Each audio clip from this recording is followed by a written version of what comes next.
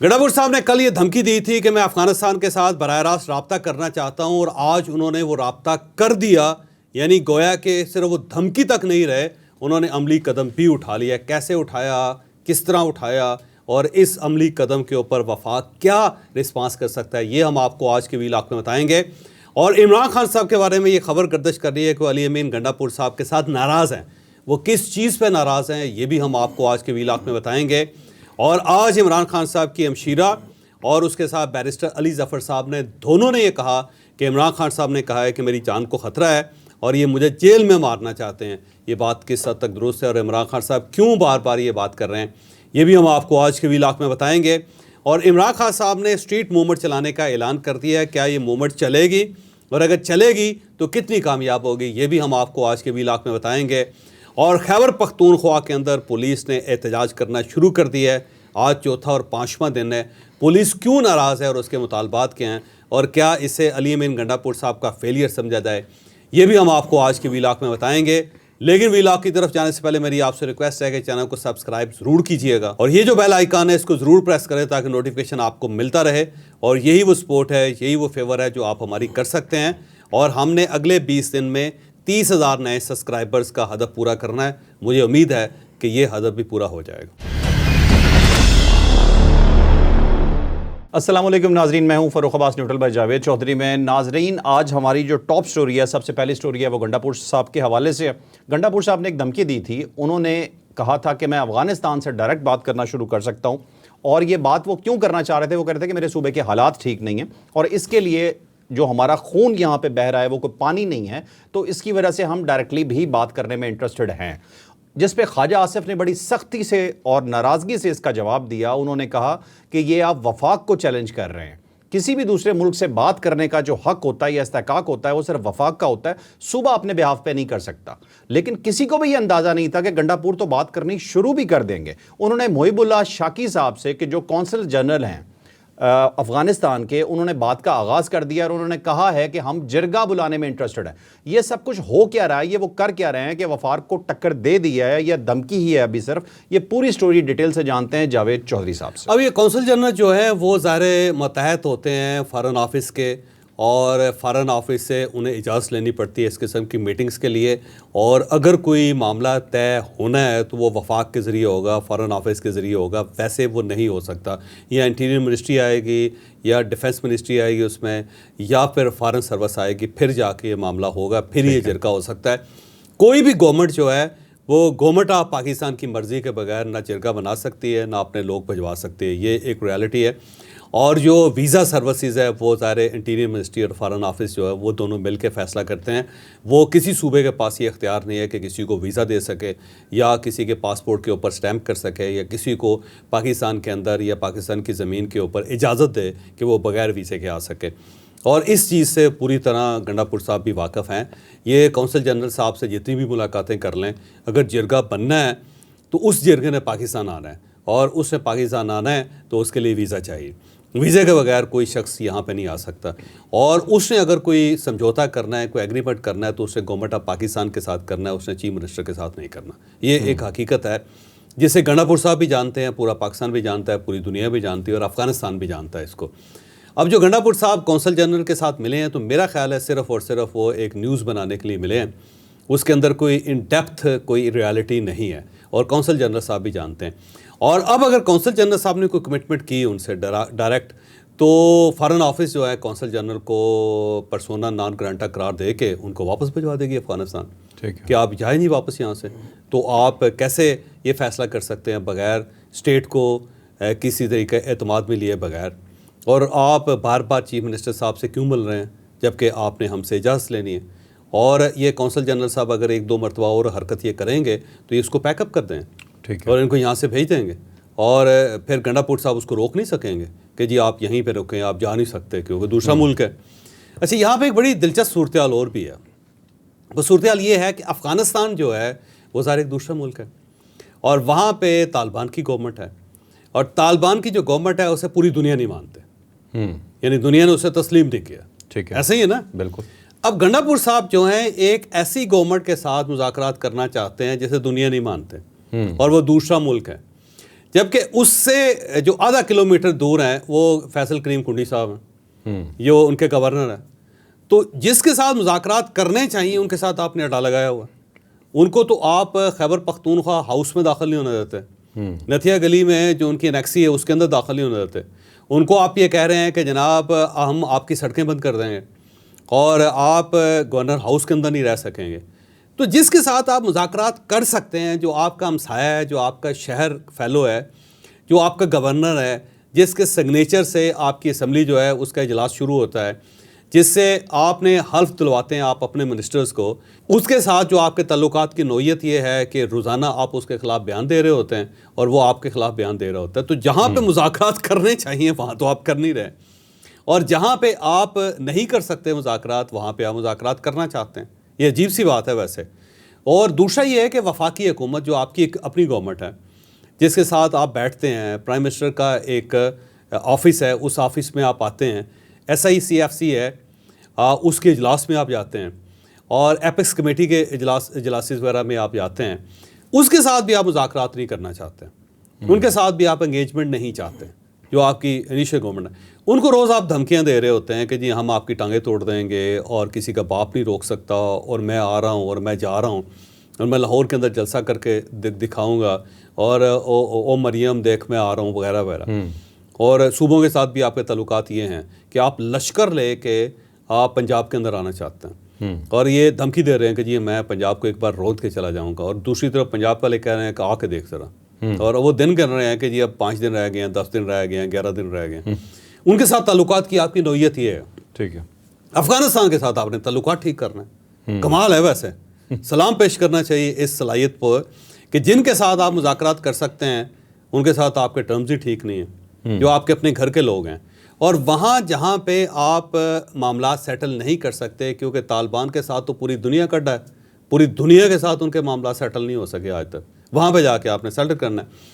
और इससे पहले सूरत ये थी कि जो तालिबान गवर्नमेंट है पाकिस्तान को उसे बनाने के लिए बड़ी एफर्ट करनी पड़ी। इन्हीं तालिबान को लेके वो दोहा गए और वहाँ पे उन्होंने सेटलमेंट किए अमेरिकन के साथ।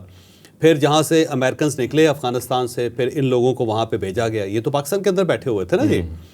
और उसके बाद ये इनकी वहाँ पे गवर्नमेंट बनी, और फिर जो TTP है और वो वहाँ पे बैठी हुई है, और TTP के मामले में गवर्नमेंट ऑफ पाकिस्तान ने बड़ा स्टैंड लिया और तालिबान गवर्नमेंट को एंगेज भी किया, वहाँ पे कुछ सर्जिकल ऑपरेशंस भी किए और वहाँ पे कुछ लोग भी मारे गए सारे।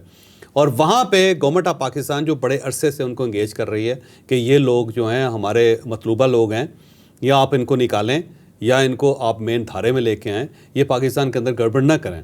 और वहाँ पे एंगेज किया, और वहाँ सूरत हाल ये है कि अब इंडिया के इन्फ्लुएंस है वहाँ पे, और जो TTP है और जो तालिबान गवर्नमेंट है इन दोनों के आपस में बड़ी दोस्तियाँ हैं इस वक्त। और वहाँ पे जो TTP है उसने एक जलावतन गवर्नमेंट बनाई हुई है, और उस जलावतन गवर्नमेंट को अब तालिबान की गवर्नमेंट तस्लीम कर रही है और वो उनको फुल सपोर्ट कर रही है। और पाकिस्तान के जो डायलॉग थे एक लेवल पे आके जाकर रुके हुए हैं, और पाकिस्तान जो है कह रहा है जी हम तो निपटेंगे आपसे, और अगर आइंदा आपकी तरफ से कोई बंदा पाकिस्तान के अंदर आया उसने यहाँ पे कोई हरकत की तो हम आपको नहीं छोड़ेंगे, हम आपको भी नहीं छोड़ेंगे। तो वो जो वहाँ पे सूरत हाल तो ये है, यानी दोनों जो है दोनों साइडों से इख्तलाफात जंग की सतह तक पहुँच गए हैं, और वहाँ पे अली अमीन गंडापुर साहब जाकर उनके साथ मुज़ाकरात करना चाहते हैं। भाई फिर तो इसका तो यही तरीका है, आप फ़ौज भी अपनी बना लें फिर, और फिर उससे आगे आप अपना दफ्तर खारजा भी बना लें, अपना वज़ीर जो खारजा वो भी रख लें आपसे, अगर आप इतने एक्सपर्ट हैं। और सूरत हाल ये है कि आपसे तो आपकी अपनी पुलिस कंट्रोल नहीं हो रही। 4 दिन से पुलिस जो है वहाँ पे एहतजाज कर रहे, जो डायरेक्ट जो अंडर है चीफ मिनिस्टर के, और जो IG साहब हैं उनका ताल्लुक भी DI खान के साथ है, वो भी आपके इलाके के हैं और वो भी गंडापुर है। और वहाँ पे 4 अजला के अंदर पुलिस एहतजाज कर रही है, लोगों को मस्जिदों के अंदर ऐलान करके बुला के सड़कों के ऊपर बैठा रही है। इंडस हाईवे जो है वो उसके ऊपर लोग बैठे हुए हैं इस वक्त। और पुलिस ये क्या कह रही है? पुलिस ये कह रही है जी कि हम जिन लोगों को गिरफ्तार करते हैं उसके बाद एजेंसीज उनको छुड़वा के ले जाते हैं। यानी आपकी जो टर्म्स हैं उसकी सूरत हाल ये है कि पुलिस को फ़ौज के ऊपर एतराज़ है, फ़ौज को पुलिस के ऊपर एतराज़ है, और आप चीफ मिनिस्टर हैं और आपके पास इतनी भी इस्तात नहीं है कि आप वफाज पाकिस्तान को समझा सकें या पुलिस को समझा सकें या दोनों को बिठा सकें, मामलात को सेटल कर सकें। तो जब जहाँ पे मामलात आपने सेटल करने हैं वहाँ पे आपकी सूरत हाल ये है कि आप यहाँ पे ललकार के चले जाते हैं, उसके बाद फिर आप 8-9 घंटे गायब रहते हैं, फिर आप वापस आते हैं, फिर आप दोबारा ललकार देते हैं, और वहाँ जाके आपने मुज़ाकरात करने हैं कि जहाँ पे आपकी ना दाल गलती है ना वहाँ पे मामला सेटल होते हैं, क्योंकि जिस मामले को अफवाज पाकिस्तान सेटल नहीं कर पा रही, पूरी स्टेट मिल के सेटल नहीं कर पा रही, बाहर के जो लोग हैं जिसके अंदर चाइनीज़ शामिल हैं, जिसके अंदर सऊदीज़ शामिल हैं, जिसके अंदर यूएई शामिल है, अब जिसके अंदर रशियन शामिल है, वो भी बड़ा ज़ोर लगा के मामले को सेटल नहीं कर पा रहे। और वहाँ पे गंडापुर साहब जो हैं उन्होंने अपना परना अपनी चादर जो है वो रखी हुई कंधे पे और कह रहे हैं ले जी मैं सेटल कर लूँगा। कैसे कर लेंगे भाई? ठीक है चौधरी साहब, मैं इसमें एक चीज़ पूछना चाहता हूँ आपसे।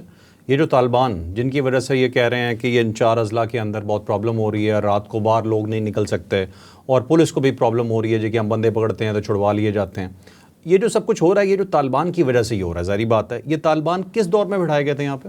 ये ज़ाहिर है ये तो बड़ा तवील अरसे से है ना जी सारा मामला। ये तो आप समझे पिछले 40-45 साल से मामला ख़राब हुआ हुआ है। लेकिन अभी पिछले दौर के अंदर इमरान खान साहब लेके आए थे ना वहाँ से, वो कहते हैं 3500 लोग जो थे, कुछ लोग कहते हैं 35,000 है लेकिन 3500 हैं।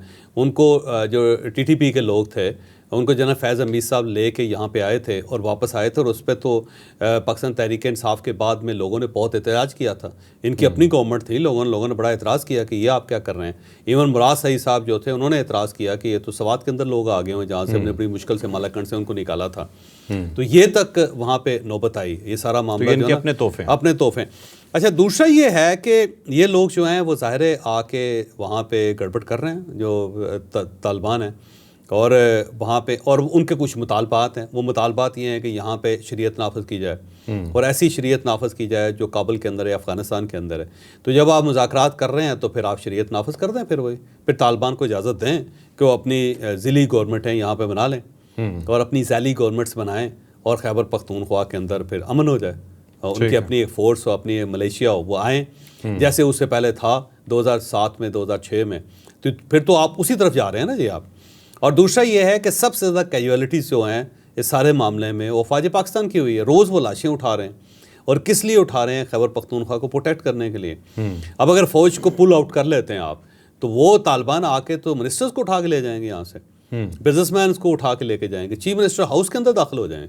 तो क्या आप ये चाहते हैं कि फ़ौज पाकिस्तान को पुल आउट कर लें वहाँ से, फ़ौज वहाँ से चली जाए, वो अपनी हदूद में चली जाए, ठीक है, हदूद में आ गई, तो उसके बाद कैसे आप सूबा चलाएंगे? चौधरी साहब, फ़ौज को एम्बेरस करने के लिए इस तमाम मामले के पीछे क्या गंडापुर साहब कहीं खुद तो नहीं है? पता नहीं, अब अजीबोगरीब सी कन्फ्यूजन सी है सारी। लेकिन अब देखें, अगर पुलिस बैठी हुई है और आप अभी तक आईजी को नहीं समझा सके, आप वहाँ पे पुलिस की जाके ग्रीवेंसेस नहीं सुन सके, आप उनको सेटल डाउन नहीं कर सके, या उनके मुतालबात जो हैं वो आप फ़ौज के सामने नहीं रख सके, या जो फ़ौज का नैरेटिव है उसे आप पुलिस के सामने नरेट नहीं कर सके, तो फिर चीफ मिनिस्टर किस चीज़ के हैं आप? ठीक है, बिल्कुल ठीक है। नाज़रीन, चलते हैं अपनी अगली स्टोरी की तरफ। अगली स्टोरी है हमारी खान साहब के हवाले से। खान साहब को हर कुछ अरसे के बाद एक प्रॉब्लम होती है और वो कहते हैं मेरी जान को ख़तरा है, और जब भी कोई एग्रेसिव मूव वो करते हैं खान साहब पॉलिटिक्स के अंदर जाके, जब भी वो अपने एहतजाज को ज़्यादा थोड़ा सा आग लगाते हैं या उसे तेज़ करते हैं, तो उसी वक्त उनकी जान को ख़तरा हो जाता है। ये पूरी स्टोरी क्या है, ये जावेद चौधरी साहब से जानते हैं। अब देखिए, एक लॉ ऑफ अट्रैक्शन है, याद रखें। लॉ ऑफ अट्रैक्शन ये है कि वो कहते हैं कि अल्लाह ताला ने इंसान के अंदर ये सलाहियत रखी है कि जो वो सोचता है वैसे हो जाता है। मसलन इंसान ने सोचा कि हमें उड़ना चाहिए, तो अल्टीमेटली उसने जहाज़ बना लिए, उसने रॉकेट्स बना लिए, और वो अब पूरी दुनिया के अंदर से गुज़र के फिर खला में चला जाता है। इंसान ने सोचा कि मुझे समंदर के अंदर जाना चाहिए, समंदर के ऊपर बड़े बड़े जहाज़ जो लेके चलना चाहिए, उसने जहाज़ बना लिए, समंदरों के अंदर उसने चलना शुरू कर दिया। इंसान ने सोचा कि जो मैं सोचता हूँ मेरी सोच ट्रैवल होनी चाहिए दूसरी साइड पे, तो उसने ऐसे मीडियम्स बना लिए सारे, हैं। और इसे कहते हैं लॉ ऑफ अट्रैक्शन, कि जो आप सोचते हैं वैसा हो जाता है। और इसमें अगर आप बुरा सोचते हैं तो बाज़ औक़ात, बल्कि अक्सर औक़ात, बल्कि 99% वैसा बुरा हो जाता है। इसलिए कहा जाता है कि बुरी सोच को निकाल के उसे रिप्लेस करें अच्छी सोच के साथ। गुमान अच्छा रखना, गुमान अच्छा होना चाहिए। तो इमरान खान साहब जो है ना, ये मसलसल ये कह रहे हैं कि जी मुझे जेल के अंदर मार दिया जाएगा। वो इतनी बार कह रहे हैं कि मुझे बाज़ औक़ात महसूस होता है, बल्कि डर लगता है कि कहीं ये लॉ ऑफ अट्रैक्शन ना हो जाए, कहीं ऐसा हो ही ना जाए, क्योंकि जब वो बुरा कहते हैं तो वैसा ही हो जाता है। वो आपको पता है, वो कहते होते थे जी मेरी गवर्नमेंट जो है ये चलने नहीं देंगे, नहीं चली। वो ये कहते जी मुझे गिरफ्तार कर लेंगे, तो गिरफ्तार हो गए वो। वो कहते थे जी मुझे गोली मारना चाहते हैं, ये भाई मुझे कत्ल करना चाहते हैं, गोली लग गई उनको। तो जब आप इस किस्म की चीज़ें सोचेंगे तो फिर अल्टीमेटली वही होगा। तो मेरा ख्याल है इमरान खान साहब के जहन के अंदर बैठी हुई ये चीज़, वो एक फियर का शिकार हो गए हैं कि जी मुझे कत्ल कर दिया जाएगा या मैं जेल से कभी बाहर नहीं आ सकूँगा। ठीक है। और वो जो फियर है वो उसे बार बार वो जिक्र करते हैं उसका, और जो भी शख्स जाता है उसके सामने वो जिक्र करते हैं। आपको याद होगा कि जब उन्हें गिरफ्तार नहीं किया गया तो उस वक्त भी उन्होंने कहा था कि मुझे मार दिया जाएगा और ये 3 लोग जिम्मेदार होंगे। 3 लोगों के नाम दिए थे उन्होंने। फिर उन्होंने कहा जी मैंने एक वीडियो रिकॉर्ड करके रखी हुई है कि अगर मुझे कुछ हो जाए तो आप वीडियो सुन लें सर। तो वो पूरा बंदोबस्त करके बैठे हुए हैं। ठीक है, बॉलीवुड की मूवी का सीन लगता है ये सब कुछ। नहीं, खान साहब के ये जहन के अंदर, और मेरा ख्याल है बुशा बीबी ने भी उनके जहन में बिठाया हुआ है, बल्कि वो कहती होती थी कि इनको खाने में जहर दे दिया जाएगा। उस पर तो अलीमा खान साहिबा जो उनकी एक ऑडियो भी आई हुई है, आपने देखा होगा, जिसमें कहती है गलत बयानी कर रही है, गलत बोल रही है, ये कोई ऐसी बात नहीं है सारी। तो वो मेरा ख्याल है बुशरा बीबी के ज़ेर असर भी हैं, जो वो कहती हैं इमरान खान साहब उसके ऊपर बिलीव कर लेते हैं। उससे पहले भी जो बहुत सारे उनके जो पीर हज़रात थे, सब ने यही कहा कि आपकी जो मौत है वो गैर फितरी है, वो गैर तभी इंतकाल है आपका। और पामिस्टो ने भी कहा, एस्ट्रोलॉजिस्ट ने भी कहा। तो वो इमरान खान साहब के जहन में बैठा हुआ है। ठीक। और अब वो बार बार उसका इजहार कर रहे हैं, जो भी जाता है उसके सामने इजहार कर देते हैं। तो अल्लाह ताला से माफ़ी मांगनी चाहिए। और मैं अच्छा गुमान रखता हूँ उनके बारे में। बड़े बड़े लीडर हैं, सबसे बड़ी सियासी जमात है उनकी, और बड़े उन्होंने वोट हासिल किए। और कोई शक नहीं कि अगर वो पीपल्स पार्टी के साथ मिल जाते तो गवर्नमेंट भी इस वक्त इमरान खान साहब की होती। लेकिन उनकी ज़िद जो है ना, उसने ज़ाहिर है उनको आगे नहीं बढ़ने दिया। तो ऐसे बंदे का कायम रहना बहुत ज़रूरी है। पाकिस्तान की जमहूरियत के लिए ज़रूरी है, पाकिस्तान के मुल्क के लिए ज़रूरी है, पाकिस्तान के आवाम के लिए ज़रूरी है। ये सारी चीज़ें ज़रूरी हैं। तो मैं तो चाहूँगा, मेरी तो दुआ है अल्लाह ताला उन्हें सलामत रखे, वो जेल से बाहर आएँ, अपनी पार्टी को लीड करें, वोट लें, और उसके बाद फिर वो इक़्तिदार पे आएँ, वो प्राइम मिनिस्टर बने। उनका हक़ है, बनना चाहिए। और बहुत सारे लोगों के जज्बात उनके साथ वाबस्ता हैं, उनके साथ ऐसा नहीं होना चाहिए।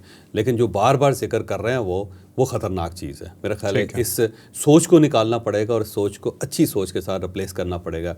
इमरान खान साहब को हर बार ये कहना चाहिए कि वो वक्त दूर नहीं है जब मैं इक़्तिदार में आऊँगा, जब हम दोबारा इक़्तिदार में आएंगे, बल्कि उन्हें प्लानिंग करनी चाहिए कि हम इकनॉमिकली पाकिस्तान को कैसे चलाएंगे, हम उसे दस्तूरी तौर पे कैसे चलाएंगे, हमारी पार्लियामेंट कैसी होगी। तो उन्हें इस टाइप की अच्छी बातें करनी चाहिए। साहब, खान साहब की प्लानिंग अपनी गवर्नमेंट लाने से ज़्यादा दूसरे की गवर्नमेंट भेजने में ज़्यादा होती है कि वो गिराने में, दूसरे को गिराने में। नाज़रीन, हमारी अगली स्टोरी है स्ट्रीट मूवमेंट के हवाले से। खान साहब ने ऐलान कर दिया और अपने वर्कर्स को तैयार रहने के लिए कह दिया कि स्ट्रीट मूवमेंट के लिए आप तैयार हो जाएं।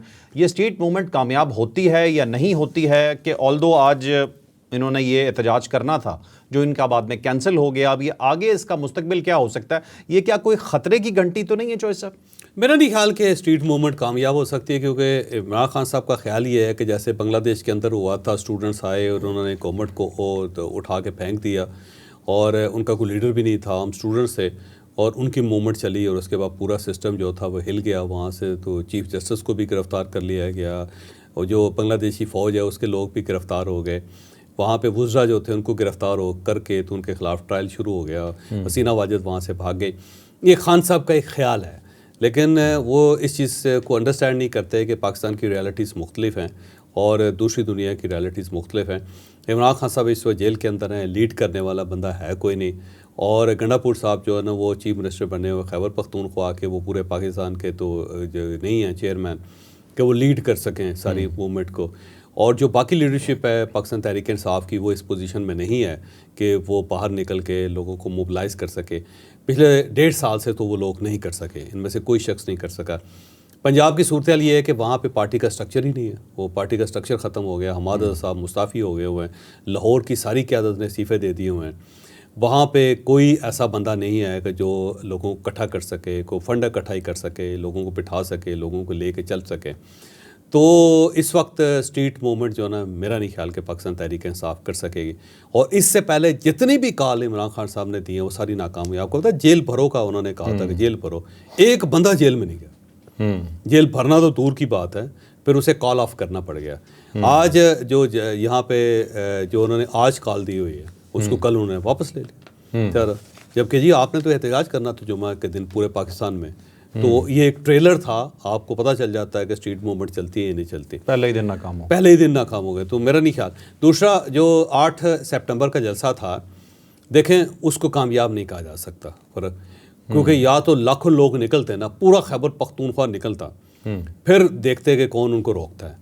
यानी लोग थे ही नहीं, और 8-10 हज़ार 15 हज़ार से 20 हज़ार से ज़्यादा लोग नहीं थे, जिसको पाकिस्तान तहरीक इंसाफ को लाखों का मजमा कह रही है।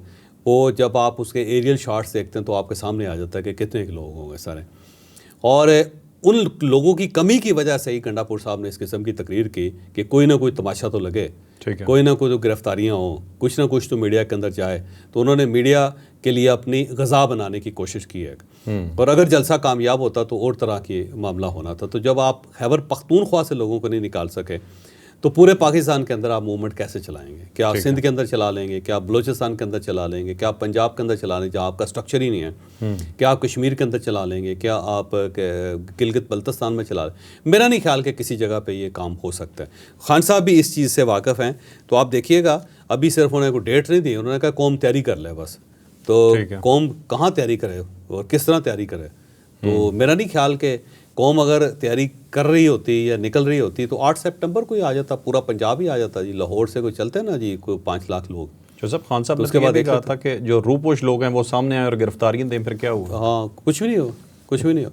तो मेरा नहीं ख्याल कि स्ट्रीट मूवमेंट इस तरह चल सकती है। तो खान साहब इंतज़ार कर रहे हैं कि ये बिजली के बिल जो हैं उस पर लोग बाहर आ जाएँ, ये जो लॉ एंड ऑर्डर है उसकी सूरत हाल पर बाहर आ जाएँ, और कहीं ना कहीं कुछ हो तो उसके जो आगे चल रहा होगा उसके हाथ में पाकिस्तान तहरीक इंसाफ का झंडा पकड़ा दिया जाए और उसके बाद कहा जाए कि देखें हमारे लोग निकल आए। बस यही है, वो इस उम्मीद पे बैठे हुए हैं।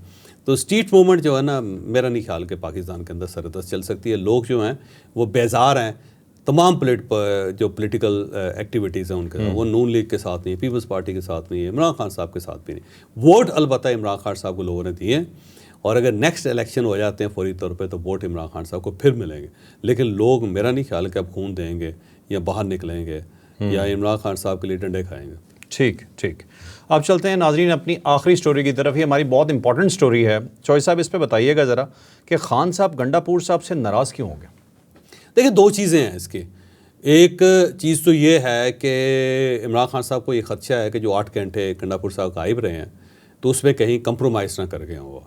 क्योंकि अगर उन्होंने कंप्रोमाइज़ ना किया होता तो ये सूरत हाल ना होती कि वो घर वापस जाएं और उसके बाद वो जो बिज़नेस एज़ यूजुअल है वो चला रहे हों। तो उन्हें थोड़ा सा खदशा है कि कहीं ना कहीं ये कंप्रोमाइज़ हो गए होंगे। और जो उसके बाद उन्होंने तकरीर की है वो बड़ी मोहतात तकरीर है, उसके अंदर एग्रेशन आपको नज़र आ रहा है, लेकिन कंटेंट अगर आप देखें तो कंटेंट देखने का बड़ा सिंपल तरीका होता है कि आप उसे लिख के पढ़ें। तो जो कुछ उन्होंने बोला है ना, आप उसे लिख के पढ़ें, तो उसके अंदर है कुछ नहीं। ठीक है, स्वाय कि जी मैं अफगानिस्तान के साथ बराह रास्त मुज़ाकरात कर रहा हूँ, जबकि उन मुज़ाकरात का कोई नतीजा नहीं निकलेगा, वो कर भी नहीं सकते। कैलकुलेटेड है सारा। और बाकी मैं किसी का गुलाम नहीं हूँ, तो ये तो हर आदमी कह सकता है। कौन कह सकता है जी मैं गुलाम हूँ? सारे कहते हैं मैं नहीं गुलाम। बिल्कुल सही कह रहे हैं। और किसी का बाप भी मुझे मजबूर नहीं कर सकता बात का, तो कौन किसी का बाप मजबूर कर सकता है? एक बिल्कुल हकीकत है ना जी। ये बिल्कुल ऐसे जैसे मैं कहूँ कि आज मैं सूरज को हुक्म देता हूँ कि मशरक से निकलना है, निकलना ही मशरक से। यार ये कौन सी बात है सारे? और मैं पानी को हुक्म देता हूँ कि ऊपर से आपने नीचे की तरफ जाना है, ऊपर से नीचे जाएगा यार। तो ये बिल्कुल ऐसे ही है कि मैं किसी का गुलाम नहीं हूँ। सारे बंदे कहते हैं यार गुलाम नहीं, कौन गुलाम है सर? तो बड़े कैलकुलेटेड से उन्होंने एक एग्रेशन शो करके कि जनाब मैं कंप्रोमाइज़ नहीं हूँ। लेकिन बात उन्होंने कोई ऐसी नहीं की कि जिसकी बुनियाद पे कहा जा सके कि अगर तो वाकई वो बड़े शानदार इंसान है और उनके अंदर से जो इमरान खान बोल रहा है, तो वो बताएं ना 8 घंटे कहाँ गुजारे उन्होंने और क्या उनके साथ हुआ है और कहाँ उन्होंने कहा कि मैं नहीं मानूंगा। ठीक है, ये मोबाइल पड़े हुए मेरे ले जाएं आप साथ, ठीक नहीं मानूंगा है। क्या उन्होंने कहा है? कुछ भी नहीं। उस पर जहाँ पे बोलना चाहिए वहाँ पे वो खामोशी अख्तियार करके बैठे हुए हैं, और बाकी वो ज़ाहिर है जैसे गोंगलों से मट्टी झाड़ना कहते हैं, वो झाड़ी जा रहे हैं। तो खान साहब को ये खदशा है कि कहीं ऐसा ना हो कि ये दूसरी तरफ मिल गया, और इस वजह से वो थोड़ा सा बैक ट्रैक कर रहे हैं। क्योंकि पहले दिन उन्होंने कहा कि मैं गंडापुर के साथ खड़ा हूँ, जो कुछ कहा उन्होंने ठीक कहा और ऐसे ही कहना चाहिए था। लेकिन अब उनको सेकंड थाट ये आई कि हो सकता है कि मैं गंडापुर के बहुत ज़्यादा तारीफ़ कर रहा हूँ, बहुत ज़्यादा सपोर्ट कर रहा हूँ, तो ये ना पूरी स्पोर्ट्स में गंडापुर साहब जो किसी और तरफ निकल जाए, ठीक है, तो फिर मैं क्या करूँगा। एक दूसरा ये है कि इमरान खान साहब की जो आवाज़ है इस वक्त सिर्फ मीडिया, यानी तमाम तर पाबंदियों के बावजूद मीडिया जो है इमरान खान साहब की आवाज़ उठा रहा है, और उनकी हर बात जो है वो बाकायदा रिपोर्ट होती है, सारे चैनल्स पे चलती है, सारे सोशल मीडिया पे चलती है, और लोग उसकी नुमाइंदगी करते हैं इमरान खान साहब की और पेश करते हैं उसको। और इमरान खान साहब ने देखा कि गंडापुर साहब ने उसी को नाराज़ कर दिया, क्योंकि रिपोर्टर्स ने कल प्रोटेस्ट किया ना जी। उन्होंने कहा जी आप तो हमें लफाफा कहते हैं, आप तो ये कहते हैं आप बकाऊ हैं सारे, जबकि यहाँ पे आके कितनी मुश्किल से हम यहाँ पे पहुँचते हैं, DSNGs कहाँ रुकती हैं, वहाँ से हम पैदल आते हैं 3-4 किलोमीटर धूप में सफ़र करते हुए, और सिर्फ आपकी जो बात है उसे पब्लिक तक पहुँचाते हैं, और आप फिर भी हमारे साथ नाराज़ हैं। तो उस पर खान साहब ज़रा बैक फुट पे गए और उस पर उन्होंने कहा कि जो नामनासिब अल्फाज थे उनके जो गंडापुर साहब के, वो नहीं होने चाहिए थे, और उनका माजरत कर ली मीडिया के साथ। तो अब इमरान खान साहब को दूसरा ये फीलिंग आई कि कहीं ऐसा ना हो कि ये भी बाइकआउट कर दें मेरा, तो फिर मेरी तो खबर ही नहीं चलेगी। तो वो हो सकता है वो उस पर उनको राज़ी करने की कोशिश कर रहे हैं। और आने वाले दिनों में जब इनकी अपनी ख़वातीन ये कहेंगे कि आपको ख़वातीन के बारे में कुछ नहीं कहना चाहिए था, तो वो ख़वातीन के बारे में भी कह देंगे गंडापुर साहब ने नामुनासिब अल्फाज के ये नहीं होने चाहिए। और फिर जो इस्टेब्लिशमेंट के साथ थोड़ा सा मामला सेटल होना शुरू हो गया तो कहेंगे जी इस्टेब्लिशमेंट के बारे में भी उन्होंने नामुनासिब अल्फाज उड़ा दी। तो इमरान खान साहब जो है ना वो यू टर्न ले लेते हैं, और उनके यू टर्न सारे अच्छे ही होते हैं, ठीक, साफ़ सुथरे, पाक। ठीक है, फर्स्ट गंडापुर साहब जाएंगे।